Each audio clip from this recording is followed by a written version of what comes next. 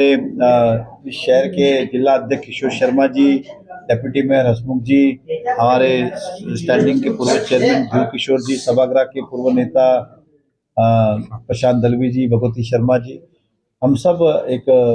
जो फ्लाईओवर जो अभी मीरा भाईंदर में शुरू हुआ उस बारे में अपने कुछ विचार आप तक रखने आए। मीरा भाईंदर में जो फ्लाईओवर शुरुआत हुई है, मैं इस शहर की जनता को बहुत बहुत बधाई देता हूँ और उनको ये फ्लाईओवर हम समर्पित करते हैं।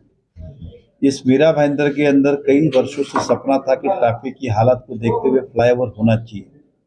मूल फ्लाईओवर हमने इसकी शुरुआत 2015 से शुरुआत की थी कि ये फ्लाईओवर इस शहर में बने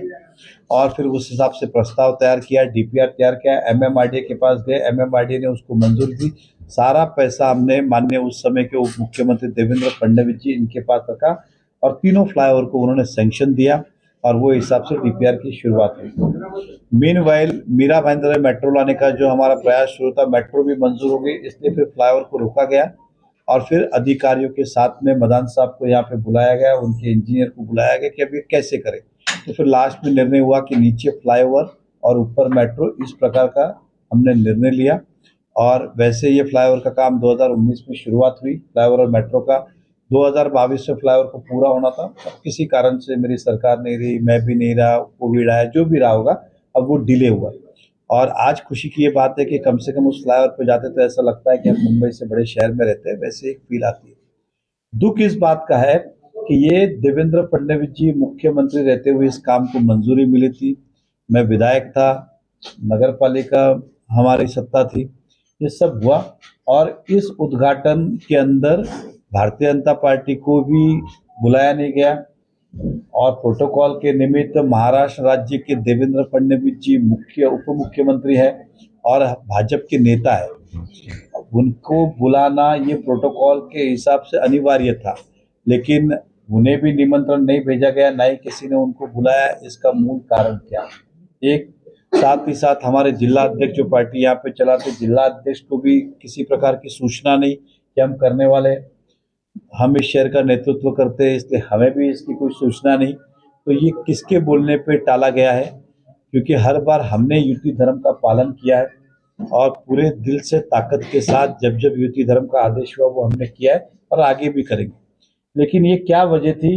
कि आदरणीय हमारे नेता देवेंद्र फडणवीस जी के पास किसी प्रकार का निमंत्रण नहीं गया, भारतीय जनता पार्टी के पास निमंत्रण नहीं आया। इस बात का भारतीय जनता पार्टी का हर कार्यकर्ता दुखी, साथ ही साथ जो लोग जानते हैं कि ये फ्लाईओवर किसके टाइम पे मंजूर हुआ, कैसे बना, वो भी दुखी है कि भाजपा को क्यों टाला गया। क्योंकि भारतीय जनता पार्टी की विचारधारा के बहुत बड़ी संख्या मीरा भाईंदर में, तो उन्हें भी इस बात का दुख है कि ये भाजपा को क्यों टाला गया, इसके जवाब हमारे पास नहीं है। इसलिए आज प्रेस के माध्यम से हम जनता तक भी बात पहुंचाना चाहते हैं और सभी प्रशासन तक भी पहुंचाना चाहते हैं, क्योंकि जनरली उद्घाटन का काम जो है वो प्रशासन के माध्यम से होता है, नेता सूचना देते हैं, प्रशासन का काम है सभी प्रोटोकॉल को फॉलो करे और ये प्रोटोकॉल का फॉलो नहीं हुआ तो ये किसके दबाव में हुआ, किसके कारण हुआ, क्या नहीं हुआ, ये एक प्रश्न चिन्ह है। और किसी कारणवश मुख्यमंत्री शहर में नहीं आ पाए इसलिए उनके हाथों नहीं हुआ, बाद में स्थानिक विधायक के हाथों इसका उद्घाटन हुआ, उनका धन्यवाद भी व्यक्त करता हूँ, कम से कम फ्लाईओवर आपने खोला, जनता को राहत मिली। लेकिन इस भारतीय जनता पार्टी का अपमान करने के पीछे तर्क क्या था, ये क्यों किया गया कि भारतीय जनता पार्टी को इसमें टाला क्यों गया? और फ्लाईओवर कोई छोटी चीज नहीं थी, मीरा भाईंदर के लिए बड़ी वस्तु थी कि आज उस फ्लाईओवर पे जाते तो लोग गौरवित महसूस करते कि हम मीरा भाईंदर में रहते और इतनी अच्छी सुविधा है, लेकिन ये हमें टाला गया। तो इसके पीछे क्या रहस्य है, किसने टाला, क्या टाला, इसकी कोई इंक्वायरी करेगा और आने वाले समय में ये परंपरा इसी तरह चालू होगी या सुधारना होगी, ये एक बहुत बड़ा प्रश्न चिन्ह। इसलिए आज आपके माध्यम हम आए। हमारे जिला अध्यक्ष ने पार्टी में भी बात की, एमएमआरडीए कमिश्नर को भी उन्होंने लेटर लिखा है, म्युनिसिपल कमिश्नर को भी लिखा है कि इस तरह का हमारे साथ भेदभाव क्यों। भारतीय जनता पार्टी की नगर पालिका में भी सत्ता रही है, अब भले एडमिनिस्ट्रेटर है लेकिन आज भी विचारधारा भाजपा की जुड़ी हुई है। आज भी कुछ काम करने होते हैं तो जो जुने नगर सेवक थे उन्हीं को बोला जाता है भाई हमारा काम करो, दोष भी उन्हीं को दिया जाता है और फिर इस तरह से टालना, तो ये हमें लगता है कि भाजपा का अपमान हुआ है, हमारे नेताओं का अपमान हुआ।